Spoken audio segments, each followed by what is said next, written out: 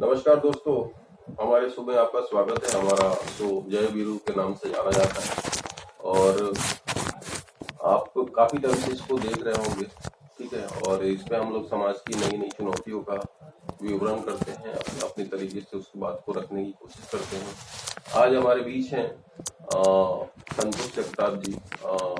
इनके बारे में मैं आपको बताना चाहूंगा। ये इनका अनुभव प्रिंट मीडिया में लगभग 20 साल से ज्यादा का अनुभव रहा है और खास करके एडवर्टाइजिंग डिपार्टमेंट में इनका महत्वपूर्ण योगदान रहा है।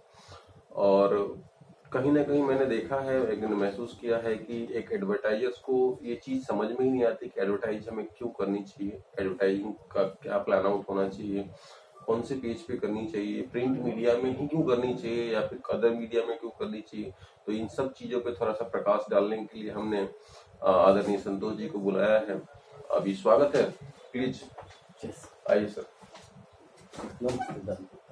बैठिए बैठिए बैठिए। जैसा कि संतोष जी हमारे बीच अभी हाजिर हैं। संतोष जी सर, जैसा कि आपका 20 साल से ज्यादा का अनुभव रहा है प्रिंट मीडिया में, खास करके आपने पत्रकारिता भी की है शुरुआती दिनों में, फिर अब उसके बाद आपने एडवर्टाइजिंग डिपार्टमेंट में छलांग लगाई और एक सक्सेस के साथ आप उसमें स्टैब्लिश हो, अभी तक एस्टेब्लिश हो। तो एडवर्टाइजिंग का क्षेत्र जो है, मतलब कस्टमर जो होता है या फिर जो भी एडवर्टाइजिंग करने वाला, उसके लिए जस्ट एक वन टाइम इन्वेस्टमेंट होता है। जी बिल्कुल। तो कहीं ना कहीं इन्वेस्ट कोई करता है तो उसको उसका उचित लाभ मिलना चाहिए। तो उसको किस प्रकार की प्लानिंग करनी चाहिए एक एडवर्टाइजर्स को प्रिंट के लिए खास, तो इसके बारे में थोड़ा प्रकाश डालिए। नमस्ते दोस्तों, मैं हूँ संतोष जगताप। और जैसा कि रणबीर जी ने बताया हुआ है कि मेरा एक लंबा चौड़ा एक अनुभव रहा है मीडिया से रिलेटेड, एडवर्टाइजिंग से रिलेटेड। तो मैं प्रयास करूंगा आपके हर प्रश्नों का जवाब देने के लिए सर।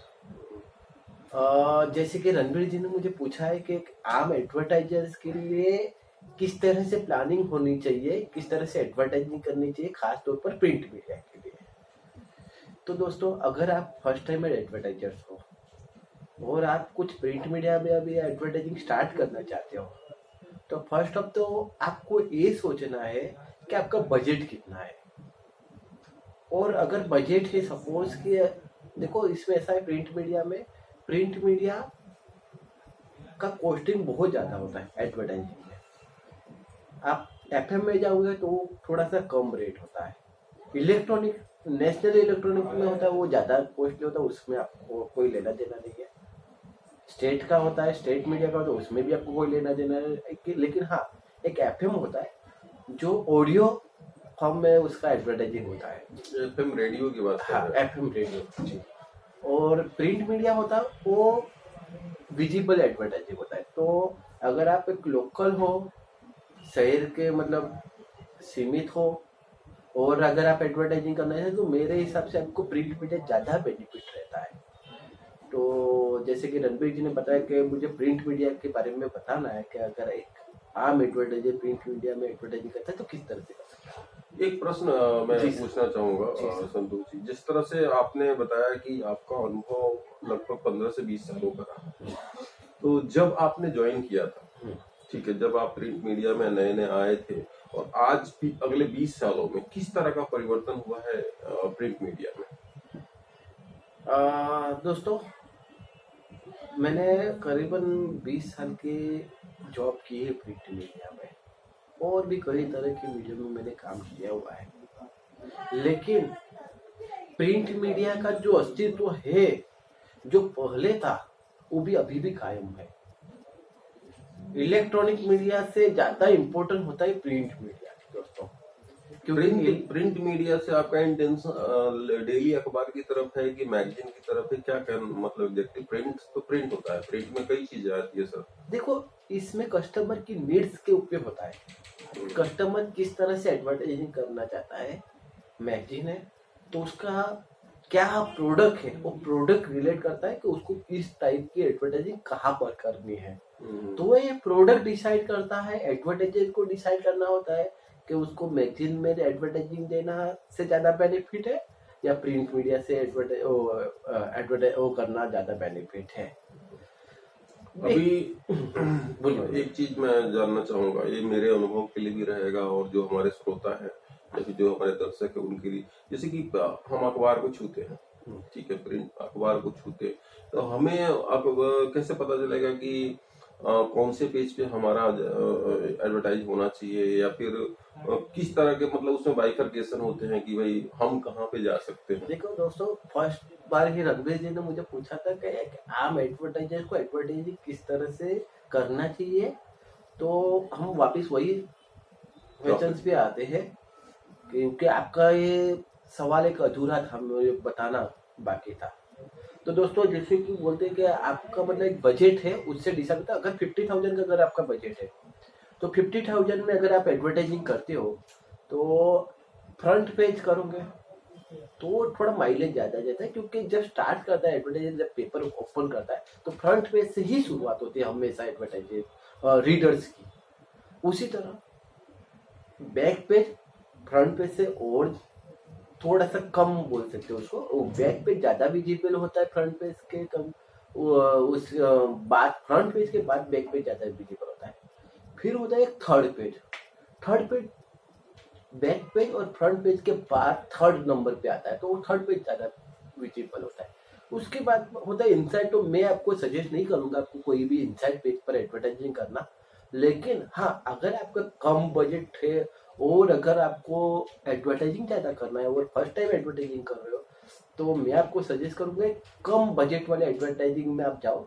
जैसे कि क्लासिफाइड का एक पेज आता है सर दोस्तों, कोई भी न्यूज़पेपर में क्लासिफाइड का पेज आता है, उसमें एक स्कीम अवेलेबल होती है हर एक न्यूज़पेपर पे। तो मैं आपको सजेस्ट करूंगा उस स्कीम के थ्रू, और एक कम बजट एक सब्सिडाइज रेट होता है उसके अंदर, और स्कीम भी अवेलेबल होती है, एक विजिबल एडवर्टाइजिंग होता है उसमें, और इनसाइट होता है वो। तो मैं आपको सजेस्ट करूंगा आप फ्रंट बैक से ज्यादा उसमें जाओ, क्योंकि अगर आप विजिटिंग कार्ड भी अगर फ्रंट पेज पर करते हो तो 20-25 हजार रुपये आपके एक्सपेंस हो जाएगा। सेम एज बैक पेज पर अगर आप जाते हो तो बैक पेज पर भी उसी 20-25 हजार का आपका एक्सपेंस होता है। तो 20-25 हजार का आपको सिंगल एडवर्टाइजिंग का आपको बजट लेके चलना पड़ेगा एक विजिटिंग कार्ड की एडवर्टाइजिंग में, फ्रंट पेज बैक पेज या थर्ड पेज के लिए। तो मैं आपको अगर सजेस्ट करूँ तो आपको शुरुआत आपको क्लासीफाइड से ही शुरू करनी चाहिए। डिस्प्ले क्लासीफाइड बोलते हैं उसे। तो वो कम बजट होता है और उसमें स्कीम अवेलेबल होती है। तो मैं दोस्तों को मैं फर्स्ट बार जो एडवर्टाइजिंग करते हैं तो उनको यही सजेस्ट करूँगा आप क्लासीफाइड से पहले स्टार्ट कर सकते हो। वहां से अनुभव लेने के बाद आपको डिसाइड करना है कि आपको फ्रंट पेज पर करना है या बैक पेज पर करना है। तो मैं आपको, अगर बहुत ही कम बजट है और आपको फ्रंट पेज या बैक पेज ही लेना है, तो मैं आपको सजेस्ट करूंगा बैक पेज ही लीजिए, फ्रंट पेज भी मत लीजिए। क्योंकि कभी कभी क्या होता है, कुछ न्यूज़पेपर फ्रंट पेज के ऊपर भी एक जैकेट पेपर निकालते हैं, तो वो आपका हो जाता है थर्ड पेज हो जाता है, वो फ्रंट पेज नहीं होता है दोस्तों। तो बैक पेज में इस तरह से नहीं इश्यू आते हैं, तो बैक पेज में आपको ज्यादा सजेस्ट करूंगा। ठीक है। अभी संतोष जी, आपने इतना सारा डिटेल्स में बताया कि एडवर्टाइजिंग कहाँ पे करनी चाहिए, क्यों करनी चाहिए। हाँ सर, एक सेकंड सर, मंगा लेता हूँ। तो मुझे इस बारे में बताया कि एक व्यापारी के लिए या फिर एक कस्टमर के लिए, कंपनीज के लिए एडवर्टाइजिंग का क्या महत्व है, व्हाट इज इम्पोर्टेंस? नहीं, मैं आपको समझ नहीं पाया, आप फिर से मुझे दोहराइए सर। मतलब एडवर्टाइजिंग का क्या महत्व है, एडवर्टाइजिंग हमें क्यों करनी चाहिए? हाँ, अच्छा सवाल है रणबीर जी का। दोस्तों, एडवर्टाइजिंग बहुत जरूरी है आज के समय में। एडवर्टाइजिंग के बिना कोई, अगर कुछ धंधा, अगर बिजनेस शुरू कर रहे हो आप, तो आपको एडवर्टाइजिंग जरूर करना चाहिए, क्योंकि जो दिखता है वो बिकता है दोस्तों। तो एडवर्टाइजिंग तो हर तरह की होती है। आप होर्डिंग्स लगा दो छोटा सा, वो एडवर्टाइजिंग हो जाता है। कुछ लिफलेट बांट दो आप अपने एरिया में, तो वो एडवर्टाइजिंग होता है। तो आपका बिजनेस किस टाइप का है उसके ऊपर डिपेंड करता है कि आपको एडवर्टाइजिंग किस तरह की करनी है। लेकिन हाँ, एडवर्टाइजिंग का महत्व तो बहुत ज्यादा है, और आपको एडवर्टाइजिंग, हर एक प्रकार के एडवर्टाइजिंग का प्रयास करना चाहिए, जिस तरह से आपका बजट हो उस तरह से। ओके। तो संतोष जी, आपने इतने अच्छे अच्छे बातें बताई हमारे श्रोता को, ठीक है। और आने वाले समय में भी हम आपको बुलाते रहेंगे, इसी तरह से अपने ज्ञान वर्धन बिल्कुल करते बिल्कुल रहेंगे। बिल्कुल मैं बिल्कुल, आपका बहुत बहुत धन्यवाद थैंक सर, यू, आपने धन्यवाद। अपना कीमती वक्त थैंक हमें यू, दिया धन्यवाद, थैंक यू। और हमारे श्रोता को इतने अच्छे ज्ञान दिए। और मैं उम्मीद रखता हूँ कि आपके ज्ञान की बदौलत, आपके नॉलेज के बदौलत काफी फायदा उठा पाएंगे लोग और एडवर्टाइजिंग की दुनिया में कुछ नई क्रांति आ पाएगी। बहुत बहुत धन्यवाद सर। थैंक यू दोस्तों, थैंक यू। अगर आपको हमारा ये चैनल दिलीप भाई, अच्छा लगा है तो प्लीज हमारे चैनल चला को रिवाइजर लाइक मोकलाओ ना फटाफट। शेयर कीजिए और सब्सक्राइब कीजिए। Thank you